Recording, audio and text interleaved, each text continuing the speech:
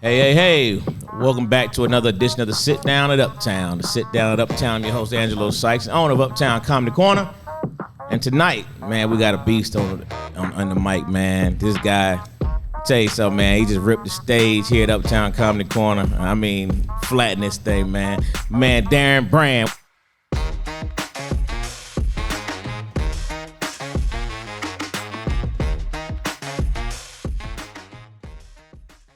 What's up, brother? DJ,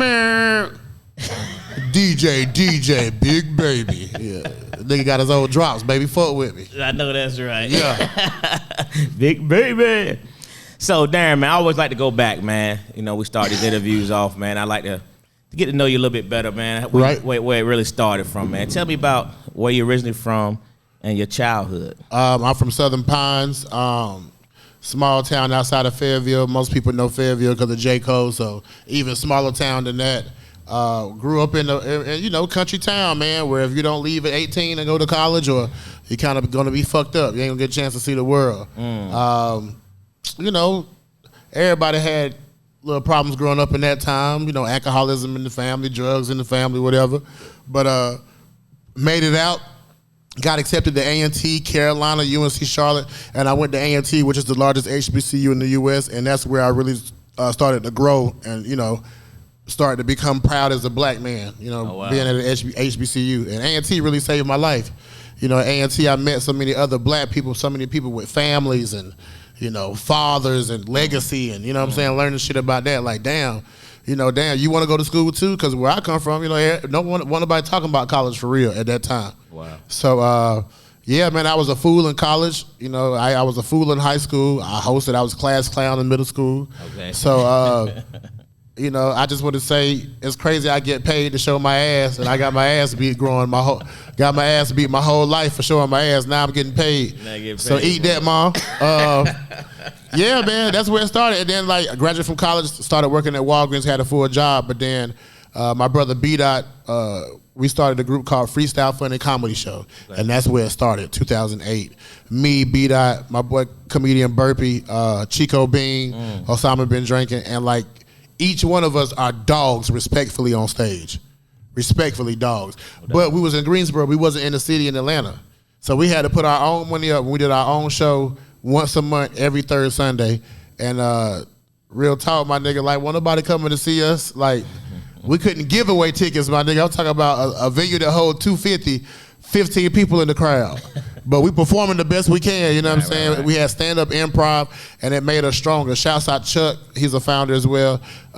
Jay Lee, and shouts out I Do 50, he was a producer. So without us doing that, you don't get Chico Bean, the star he is on Wild 'N Out. You don't get me, the killer on stage. You don't get Osama. You don't get Dot. You don't get Burp. We all come from that platform, building ourselves, putting our money up, driving to Atlanta. And real talk, Uptown, the old spot was the first spot to give us a chance in Atlanta.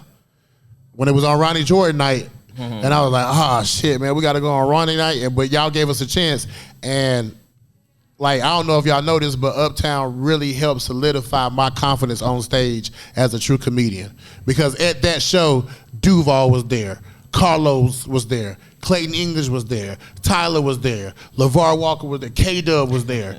I'm talking about everybody I named, dogs. Right, facts. Plus my group, and we all on the porch smoking, watching the set, and I think Freestyle Funny had sold 100 tickets. Y'all was like, damn, these niggas sold 100 tickets. Yeah. Let them rock. And watching Ronnie Jordan on Comic View all this time, LeVar and them all this time, getting off stage and having Ronnie Jordan rub his stomach and be like, man, you funny as shit. Y'all have no idea what that did to my comedy confidence. You know what I'm saying? I owe a lot to Uptown as far as the Atlanta culture. I remember one time when we first got on Wild 'N Out, y'all booked me, Chico, and Emmanuel.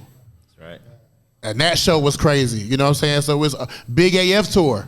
That's right. That was crazy. So it's always been love, man. And so, I got on Wild 'N Out thanks to Chico giving a reference for me. Dot got on Wild 'N Out. Burp got on Wild 'N Out, but we got on other stuff as well. Thank you, Nick Cannon, for that platform. And one thing we don't do is take for granted that stage. Yeah. Vested in myself, put my own money up. Cause man, I ain't shit without stand up, man. I ain't shit without stand up, dog. That's what's up, brother. Yeah. So growing up, in that small town, right? What was your original goals and dreams? What did you think about coming? Shit, man, when you come from a small town, nigga, I ain't want nothing but a 3-bedroom house with the 1 or 2 bathroom, 1 level, carport. You know what I'm saying? Like small shit. That's all I saw. I never thought I would own a house. You know what I'm saying? With 2-story family home. I never thought like, man, I just wanted to get out. You know what I'm saying? But I didn't know I wanted to get out till I went to college. College opens you up to so much, man, especially if you choose to go and get involved. Like, you know, taking bus trips to Atlanta for games, learning about band, Greeks, and all that shit, and just the shit opened up my mind to everything, bro. And I just knew I wanted more. Yeah. I didn't know how, I didn't know what, I didn't know when, but I knew I wanted more. And I mean, everything now from here out in my career is a blessing, because I never thought I would be on Wild 'N Out for 80 episodes, McDonald's commercial, Kraft commercial, Sonic commercial, Target commercial. Yeah. You know what I'm saying? I just shot my 2nd movie. Like, I never thought, you know what I'm saying? So I'm just thankful, man. Everything here on out is a blessing. Yeah. Like, you know what I mean? You see when I get on stage, I'm not gonna cheat no crowd. Facts. I'm not gonna cheat a crowd. Nobody cheated nobody this whole weekend. True story. True story. So what did you study in college? Graphics communication. Okay. With concentration in printing and publishing. So pretty much websites, printing flyers, shit you need for marketing. Yeah. So I'm a good marketer. I'm good. I have a good plan, good gauge. I'm good with content. Okay. So pretty much what I went to school for, it just happened to align with my career. Yeah, perfectly. Yeah. Yeah, you know what I'm saying? So, yeah. That's what's up. So do you remember the first time you hit the stage? 2008, August. Let me tell you how I hit the stage. Talk to me. Open mic. But y'all, I promoted it like it was my stand-up special. Do you hear what I'm saying? I'm talking about Facebook promotions, like calling people individually. Hey, man, like if you're an hour out, you need to drive to this. Y'all, they gave me 4 minutes. 4 minutes. And the show was packed out because niggas really came out to support. Wow. And 4 minutes is real long if you trash. 4 minutes is fast if you funny.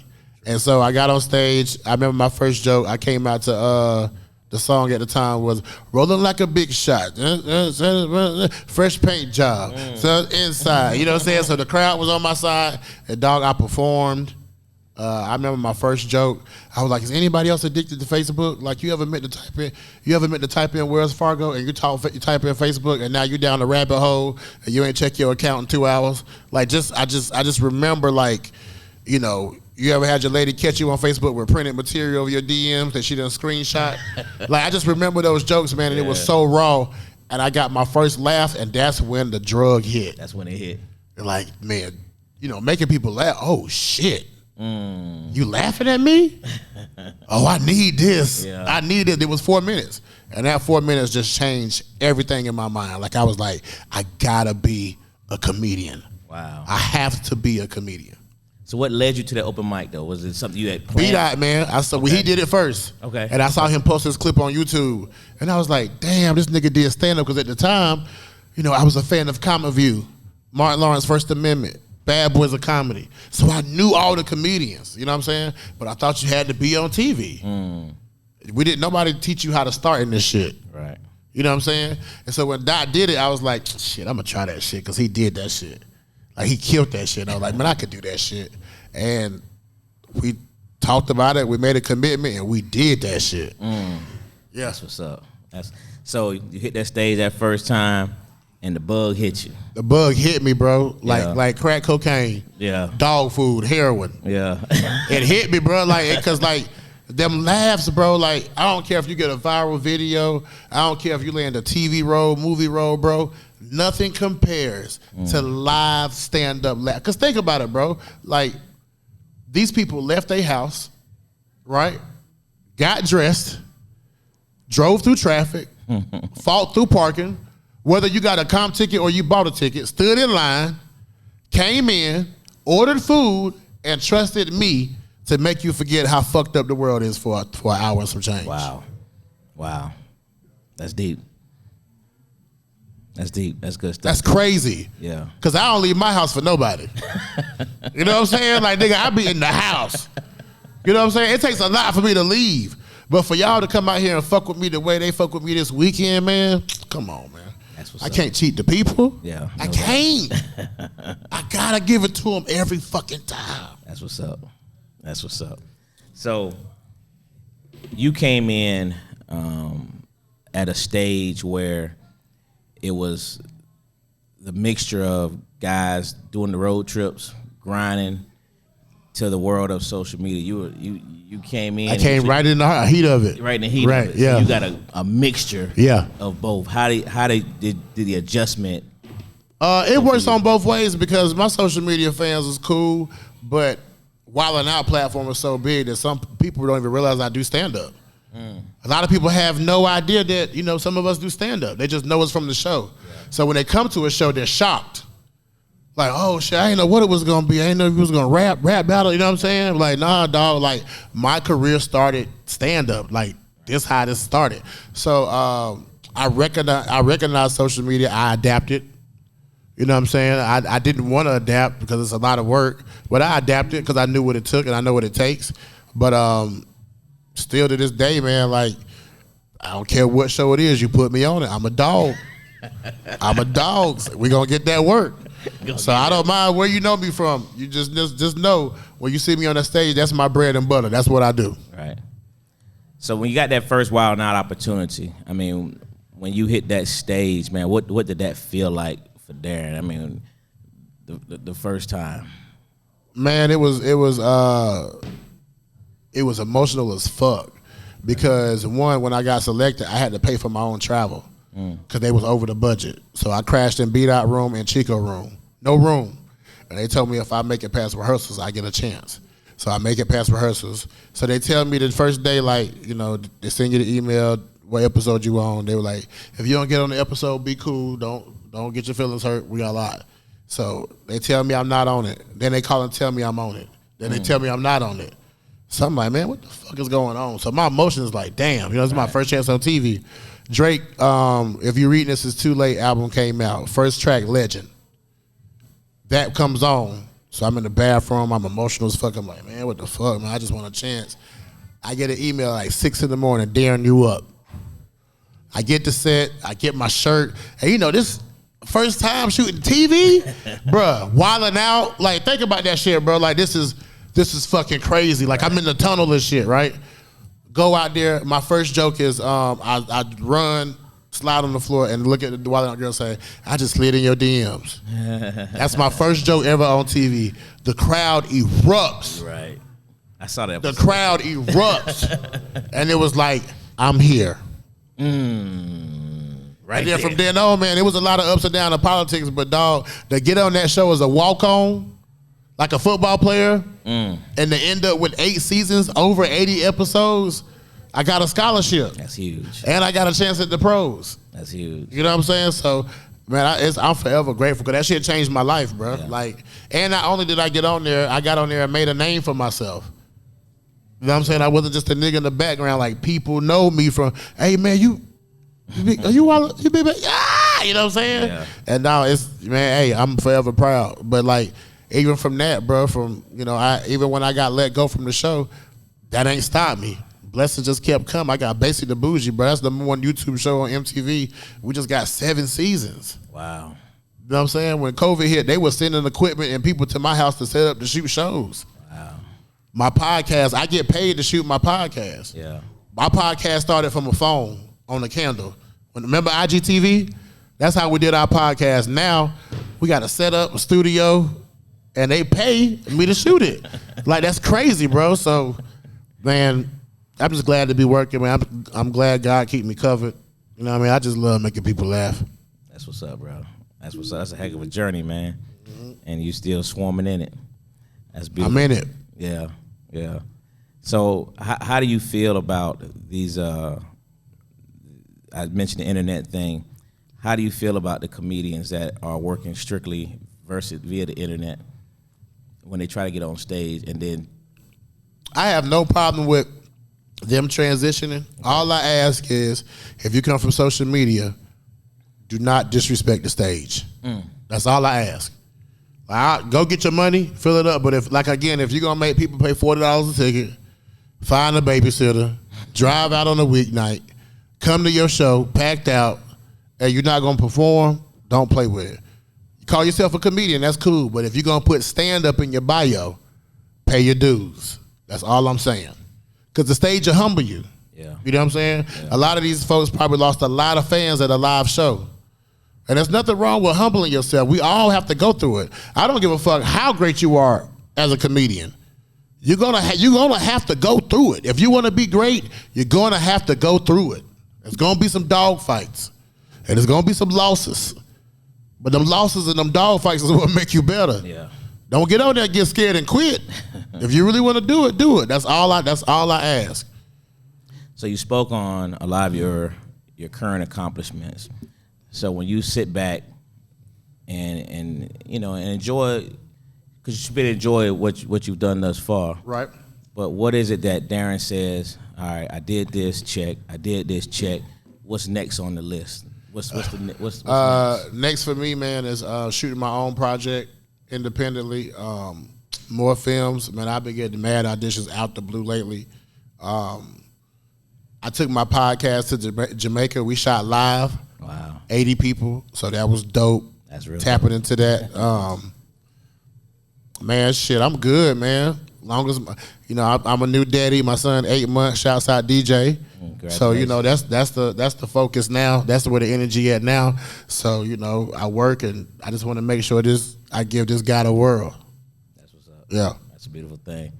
So your podcast, how do you come up with everything, or you got people behind? Nah, it's me and my dog Osama been drinking, dog. Our podcast is literally the length of one blunt. It's called Last Few Hits. Each episode is about 24, 25 minutes, and we talk about wherever the weed lead us. Wow. He said wherever the weed. So it's not even like current events. It's wherever we feel like talking about, and it's authentic and it's real. And Osama's a real nigga. Like, he's an OG, born in the 70s type nigga. You know what I'm saying? So his perspective is different. I'm a little bit younger, but I'm also like an old nigga. You know what I'm saying? So we just give our perspective, but we adapt well to the new times. So it's just a podcast. We're just two niggas just kicking it, bro. And we went from taking people to Jamaica and being able to shoot live shows and content, and so that's our podcast, bro. It's authentic as fuck. That's beautiful. Yeah. Like the blunt when we start.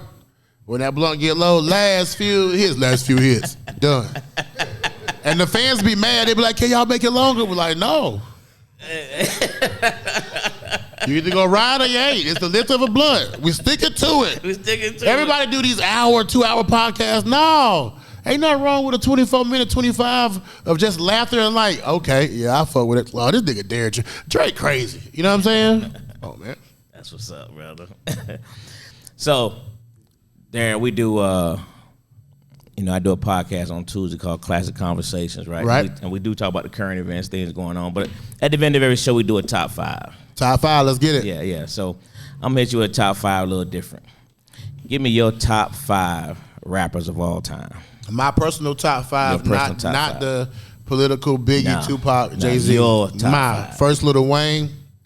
2, Drake. 3, Styles P. 4, Big Sean. 5, Future. Wow. That's interesting. Yeah. I would have never guessed those top 5. Maybe no way. And don't get me wrong. Biggie tatted on my leg. I'm a Biggie guy, you know what I'm saying? I'm a Nas guy. I fuck with Jay-Z. I do fuck with the greats. But when people say top 5, I think it's who touched you the most in that period of time when you was going through. So for me, Wayne is like high school.